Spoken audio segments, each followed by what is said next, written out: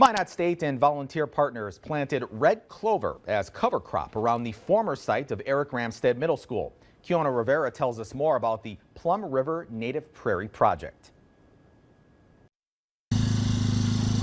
Patrick Baker, a senior studying medicinal plant chemistry at Minot State, says the red clover plant holds cultural and environmental values. They will flock and grow around the roots of the plant.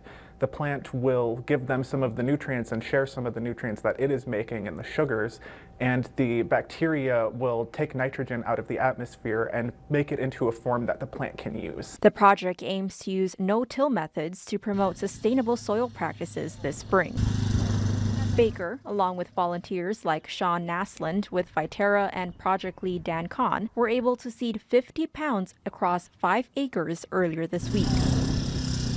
Naslund says they moved their plan a week early to make sure they could catch the rain. Red clover is a bright purple flower, and a lot of people see them in the native prairie and don't necessarily ever know what they are. But just seeing the flowers, enjoying the ground and looking at the earth and really connecting with the ground beneath your feet. Baker says the crop was chosen by NHS professor Ruth de la Cruz, who's also his mentor. As a Native American from the Turtle Mountains, Baker says the project aims to use a 12-acre space to reintroduce Indigenous curriculum into the classroom. I am passionate about teaching people about ecology and making sure that they can engage with it in an environment that's safe and where they can feel free to explore. They say they hope to see some blooms as early as the end of summer.